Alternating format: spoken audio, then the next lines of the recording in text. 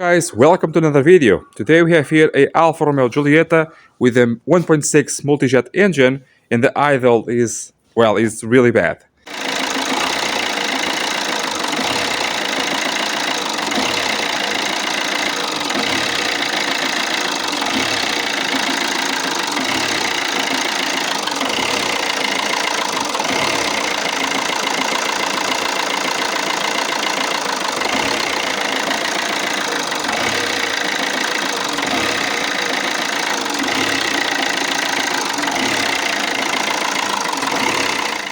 Today we are trying to solve that, find the problem and solve it. Also we have here an issue with the odometer. It is blinking. It is because of the Blue system, and we'll try to disconnect that because the customer does not use it, so it will not repair it, okay? Also, I will do here the timing belt for it. It is exactly the same procedure as the 1.9 2-liter and more engines for the Fiat family. So you can follow that. It is down on the description, okay? So let's get to it.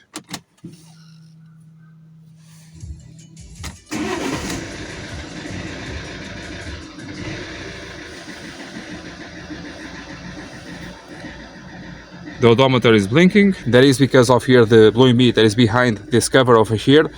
I will try to reach it from the glove box. Try to, never done that, okay? To take out the connector. I just want to take out the connector, okay? And as you can hear, the idle is really bad. It gets worse than this, even.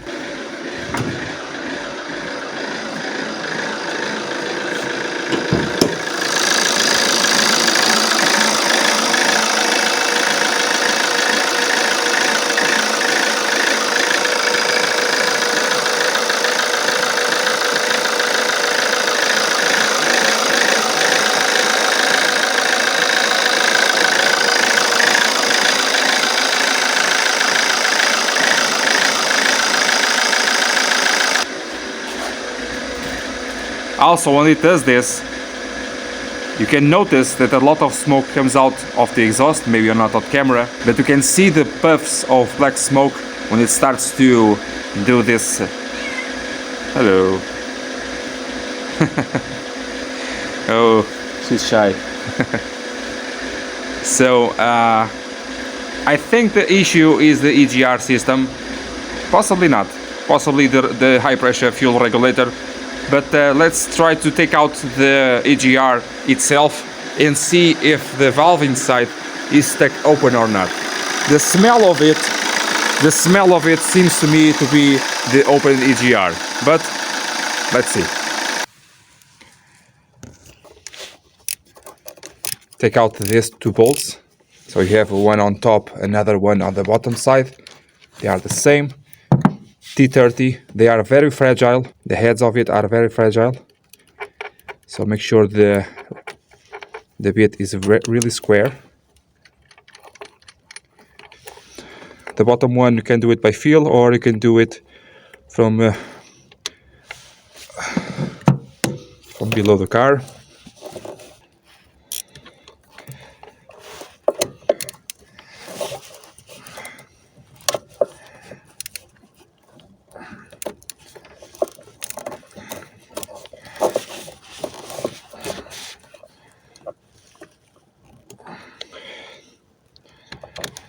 Not easy, but it is doable.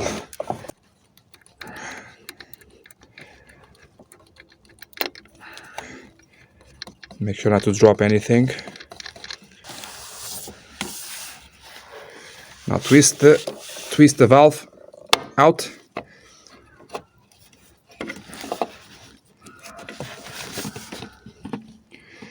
And I have water or humidity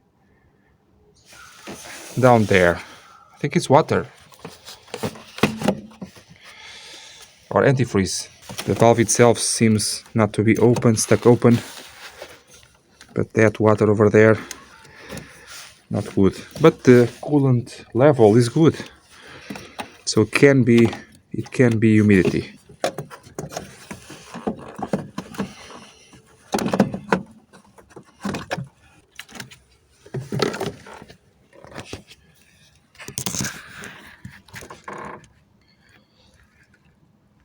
You are smoking too much.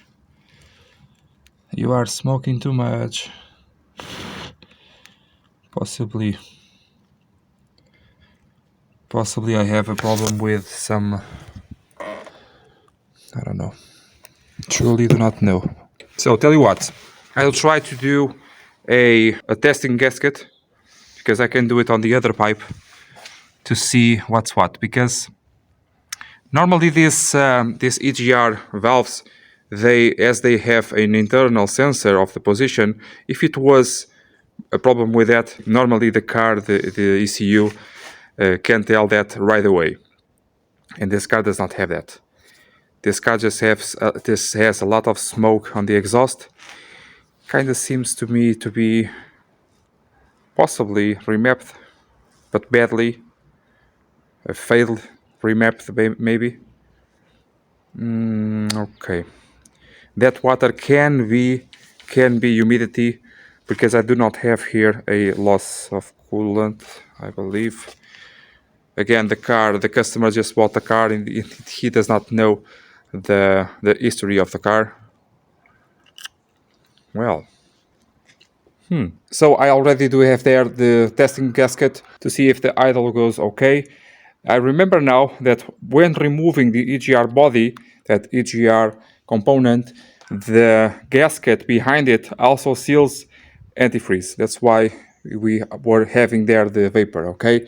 And actually the antifreeze lowered a bit because it went to the ground. So if now with this blanking the problem still persists, we know that the problem, it is not with the EGR body itself, well, the actuator, but now we can have a problem with the high pressure fuel pump or its regulator. Like you know, I like to take it all out and send it to the specialist to be tested all the way through, okay? Let's see. If it solves the issue, it is because we have a bad EGR.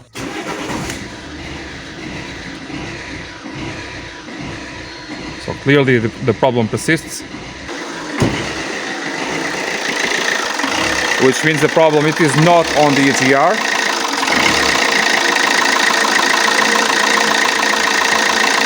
Sometimes it stays good, other times it is not, so it comes and goes. I wonder about that fuel filter. Yeah, so now we have to turn our attention to the fuel system. So you know now that the EGR system is working correctly, not much carbon even on the system, and possibly we have to take out the injectors and the pump. The car turns on right, I know, and it runs right on the road, but this idle is very, very awkward, very strange. So I will advise for the complete overhaul, if necessary again, of the 4 injectors, the high pressure fuel pump and the fuel filter. Okay, I'll talk to the customer and get back to you, okay?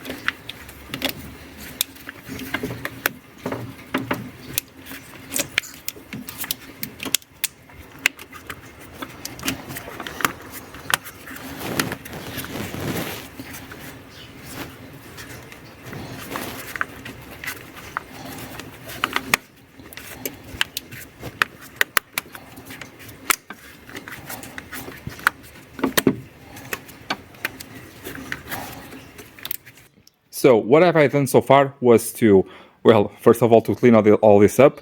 I removed the injectors of all 4 of them and the high pressure fuel pump, and for that I also did here the timing belt. For these 3 things you already have videos down on the description, so do not be scared because I did not show that, okay? One thing that I did not show, and I have not have that on the description below, is the removal of the turbo and of the DPF. And I did that because the turbo was whistling a lot, and I thought maybe it has a problem on the inside, and it was having a problem, and it was sending oil also to the DPF. So I have to take everything out and have the DPF cleaned and the turbo rebuilt. Yes, it was a lot of stuff, really. I did not show that over there. It is not that difficult. It is one of the easiest turbos and DPFs to remove of any car that I know. But if you need tips for that, on the next one I will record that, okay? Even though these turbos are not very prone to fail, and the DPFs only fail if by consequence of something else, like it was here on this case. What we need to do now is to, well, first of all, finish doing the purge over there on the back wheels, and connecting the battery. Okay, I will connect the battery. Then before starting the car, you must program or reprogram the injectors, because the codes now are different because they were rebuilt. I have to say to the car that it has a new DPF, and that's about it. I believe I have to purchase the system, but that is only with the key on the ignition. Yeah, and of course the injectors were rebuilt because they were bad, and the high pressure fuel pump was rebuilt also because it was bad, okay? It was bad enough to deserve a repair. So everything was repaired, and the new timing belt, and the engine was timed correctly, I might say. The fuel filter was very good, it is new. So did the testing on the EGR, it was the same. So I believe, I hope, I think that this repair will be successful. I hope.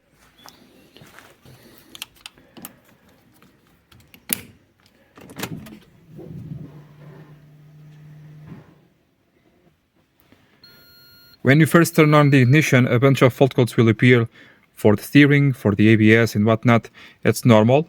The car has to drive in order to understand that everything is okay. The first start may be a little bit awkward, but let's see.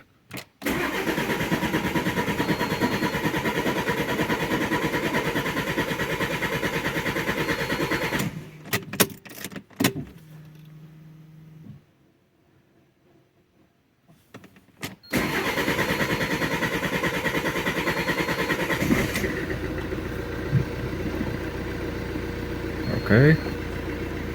This will go clear on the road, okay? Or sometimes even just lock to lock.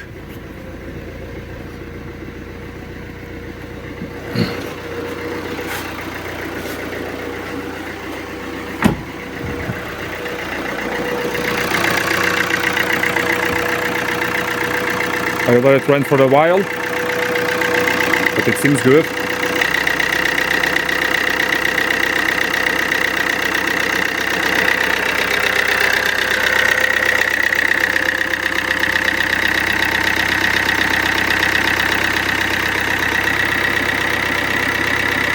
First starts are always a little bit odd. Okay, and here we have it. It is done, it is fixed. Do not forget that not every problem is the same. Yes, normally these engines, the injectors go bad, and the high pressure fuel pumps are starting with age, are starting to go as well, but not every issue is the same. You may have other problems on your car, but start with this because this is a very known issue, and the injectors must be verified on a specialist to make sure that the problem is in there. Okay, if it is not, they are just checked and the okay is sent.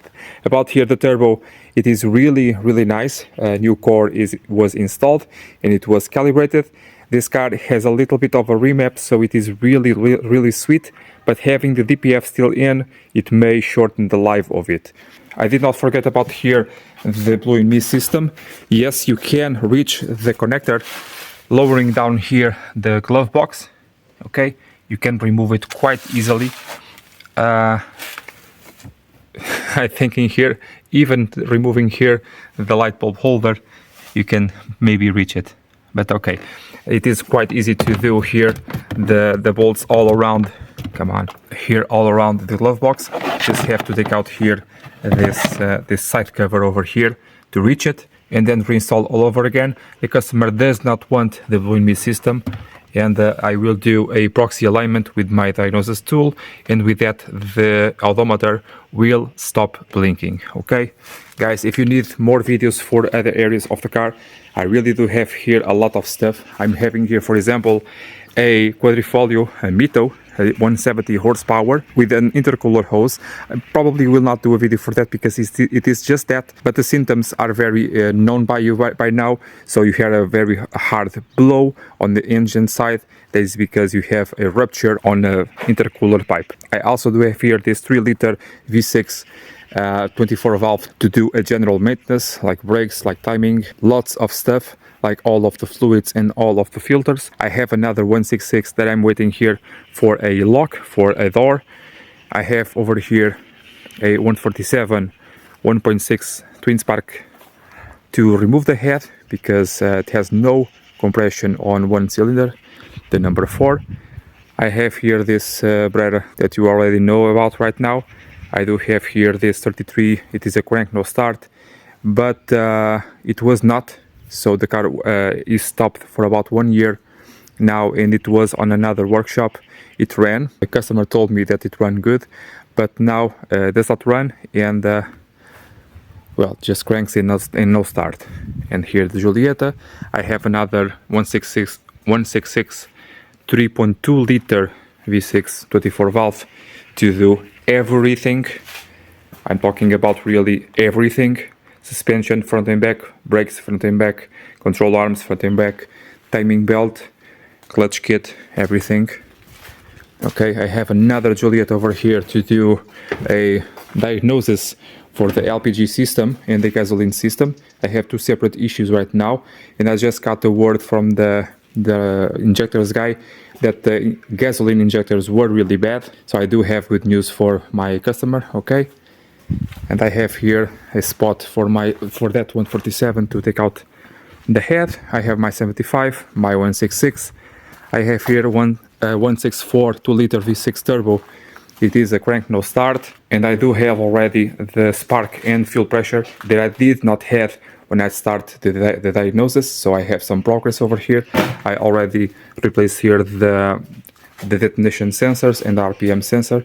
They were all in pieces, really, just like this, for example. And I have a V6 2.5 24 valve here, waiting for the order to repair the engine, top to bottom. Okay, a lot more to come. I have 2 spiders the convertible types to repair the soft top.